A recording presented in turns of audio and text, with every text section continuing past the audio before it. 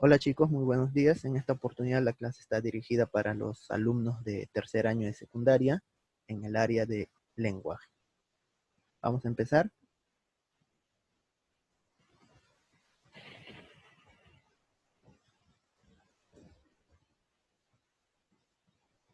Muy bien chicos.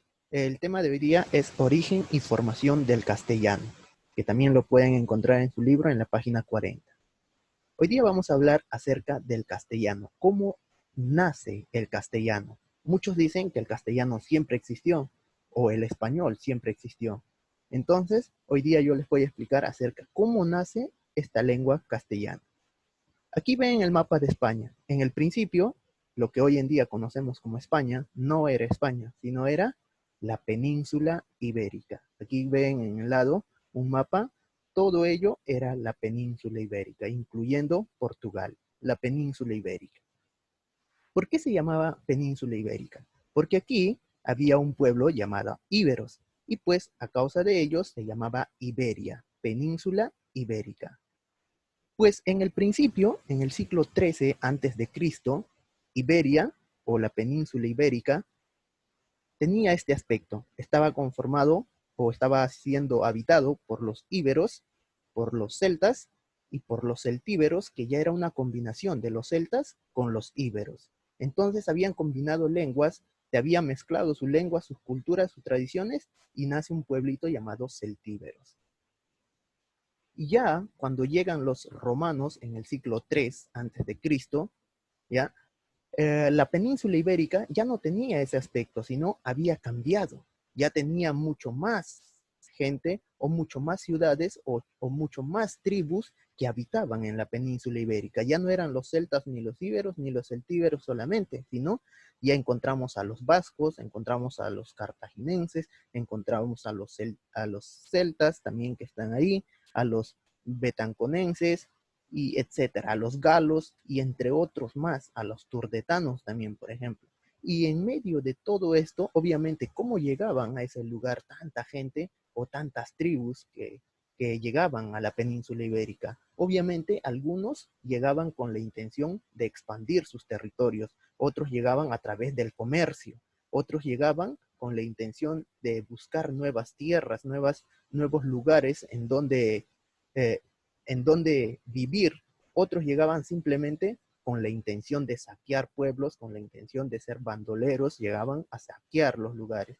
Entonces, pues de esa manera empieza a llenarse la península ibérica. Y obviamente para que lleguen todos ellos, no llegan así de forma pacífica, sino llegan pues algunos, obviamente en forma pacífica, pero algunos no, algunos tienen que pelear, tienen que luchar, porque en este entonces no cedían su territorio a cualquiera.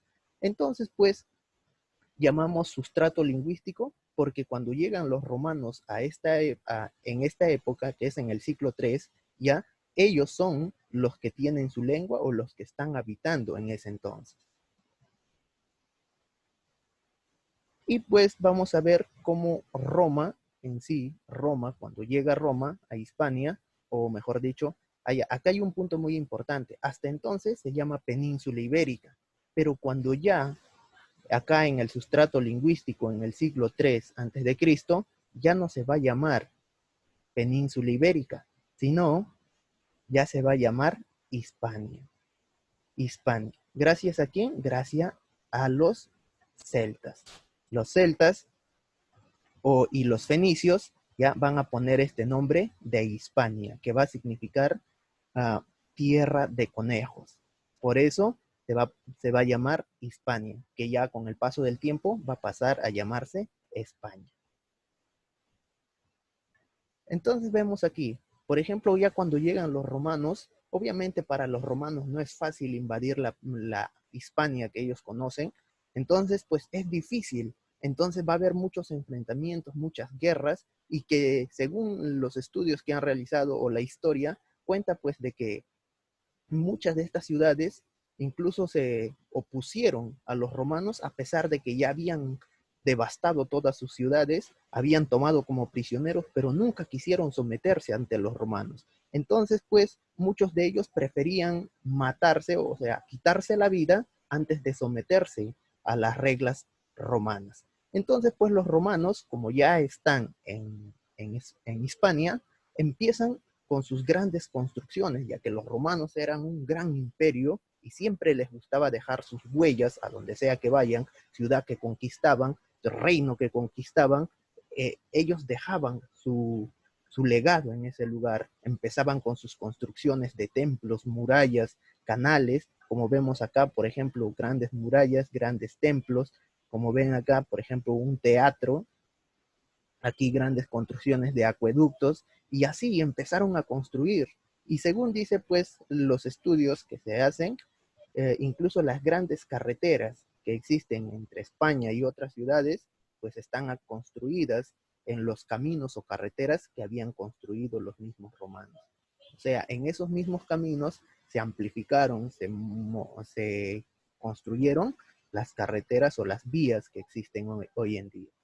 Entonces, pues, al construir todas estas grandes ciudades, los romanos van imponiendo de una u otra manera su cultura, su costumbre y su gobierno. Y entre su gobierno estaba pues su lengua, ya que era o ya que es lo primordial del cual vamos a hablar, la lengua.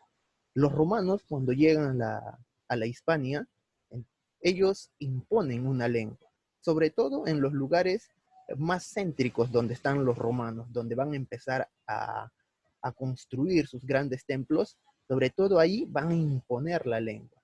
Y su lengua de los romanos, pues es el latín culto y el latín vulgar. Los romanos tenían esto. Su lengua en especial es el latín, obviamente, pero este latín se dividía en dos, en el latín culto y el latín vulgar. ¿Qué era el latín culto? El latín culto era la lengua oficial de los romanos, ya que esta lengua solamente lo utilizaban, o sea, era una lengua exclusivamente utilizada por la clase alta e incluso por los curas, sacerdotes, ya que ellos transcribían la Biblia o estudiaban la Biblia, pero no solamente ellos, sino también los grandes poetas, ya que ellos escribían grandes obras romanas. Y el latín vulgar, que era, digamos, un latín inferior, por así decirlo, era utilizada por los guerreros, por los invasores, las grandes tropas romanas, por la gente que había sido colonizada. O sea, colonizaban a una gente, tomaban prisioneros y esos prisioneros tenían que hablar el latín. Obviamente no se les enseñaba el latín culto, solamente el latín vulgar, ya que era algo así como un latín clásico, un latín que todos entendían, mientras el latín culto era mucho más difícil, mucho más complejo, incluso con una escritura, mientras el latín vulgar tenía escritura, pero no se desarrollaba, no lo practicaban, ya que la gente muchas veces que no conocía la escritura solamente hablaba. Entonces, pues esta lengua llega a Hispania y empieza a extenderse, empiezan a imponer, sobre todo en las ciudades principales que les dije, en las ciudades principales donde gobernaban los romanos, ahí empiezan a imponer esta lengua. Pero esta lengua no solamente se queda ahí, sino empieza a esparcirse, empieza a extenderse, ya que esta lengua era la primordial cuando los pueblos lejanos o los reinos lejanos venían a la central o al lugar central donde estaban los romanos, tenían que hablar esta lengua. Entonces, de esa manera, pues esta lengua empieza a crecer, el latín empieza a extenderse en toda Hispania. Así, pues se va mezclando con las lenguas que ya existían anteriormente. Por ejemplo, existía el cartaginense, los celtas, los íberos, cada uno de ellos antes de la llegada de los romanos ya tenía su propia lengua. Entonces, con todas estas lenguas empieza a mezclarse el latín, dando origen pues a una nueva lengua. Y cuando empieza a mezclarse es como hoy en día, por ejemplo, nosotros hablamos y hablamos algunos términos en inglés, por ejemplo, ok, hello, ¿no? Quien entra al salón dice hello, por ejemplo, te encuentras con alguien, estás conversando y siempre te sale ok, ese término. Así, términos así empiezan a sumarse al latín. Términos de otras lenguas empiezan a mezclarse al latín vulgar, dando origen a nuevas lenguas. Y es aquí donde empiezan los reinos. como Roma ya no puede gobernar solo, entonces empieza a asignar reinos. Y ahí encontramos, por ejemplo, los leoneses, los castellanos, obviamente que esto va a ser el reino de Castilla, así ciudades como Vasco, el catalán, el árabe. Y aquí hay algo muy importante, que empieza la invasión árabe. Cuando está gobernando los romanos, empieza la invasión árabe. Y esto obviamente va a traer decadencia en el imperio romano. Llegan los árabes, entonces empieza una invasión que va a terminar por arrebatarle todo el imperio a los romanos. Entonces, cuando empieza esta invasión de parte de los árabes, Roma pierde su gobierno, pierde todo su imperio, y durante toda esta batalla, durante toda esta guerra, obviamente va a aparecer los famosos reinos. Ahí empieza el reino de Castilla, el reino de Portugal, el reino de Aragón, el reino de Navarra, y entonces cada uno de estos reinos empiezan a construir su castillo. ¿Para qué? Para tratar de resistirse ante la invasión bárbara. Entonces estos reinos empiezan a pelear, pero la lengua sigue extendiéndose, sigue creciendo. La lengua que cada uno de ellos tenía empiezan a expandirse más. Y en Castilla, en el reino de Castilla, empieza a florecer una nueva lengua, empieza a extenderse más y más una lengua. ¿Cuál va a ser esa lengua? Va a ser el castellano. Y por eso mismo se va a llamar castellano. ¿Por qué? Porque surge en el reino de Castilla.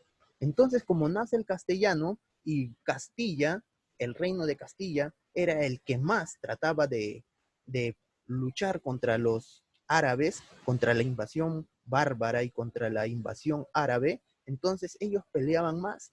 Por eso estas guerras no solamente duraban un año ni medio año, sino duraban años y años, incluso siglos, ¿no? Un siglo que está conformado por 100 años. Entonces, pues en este tiempo que convivían en guerras, en batallas, de una u otra manera, aprendían su idioma, aprendían su lengua, aprendían su forma de hablar. Entonces, de esa manera empieza a extenderse más y más el castellano. Y si vemos en el mapa, pues Castilla es inmensa. Entonces, Castilla, su lengua castellana, empieza a expandirse más y más, y así haciéndose la más popular dentro de Hispania, y se considera una lengua oficial ya en el siglo XII o XIII después de Cristo.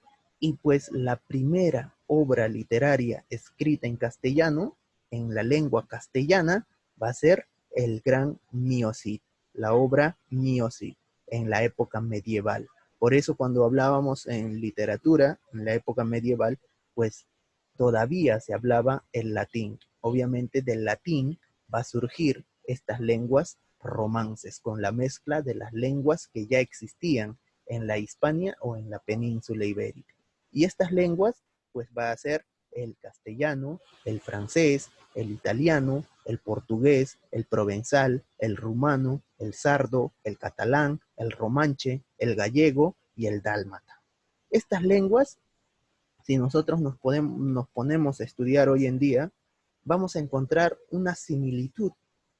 Muchas veces si tú escuchas a un francés o a un italiano, a un portugués, vas a entender muchas cosas de su habla. ¿Por qué? Porque provienen de la misma familia, provienen de la misma raíz que va a ser el latín. Entonces, en conclusión, decimos que la madre de todas estas lenguas romances es el latín. Y el latín, a través del tiempo, da origen a estas nuevas lenguas romances. Pero no solamente es el latín, sino el latín con la mezcla de las lenguas de Hispania o península ibérica. Al mezclarse esta lengua latina con las lenguas de la península ibérica, van a dar origen a las lenguas romances. Y la primera obra escrita en español va a ser El Cantar del Mio Cid. Muy bien, chicos, ese fue el tema de hoy. Y la tarea lo van a encontrar en la página 41 hasta la página 45. La resuelven y lo envían, ya saben, por el medio que ustedes conocen. Muy bien, chicos, conmigo será hasta una próxima oportunidad. Muchas gracias.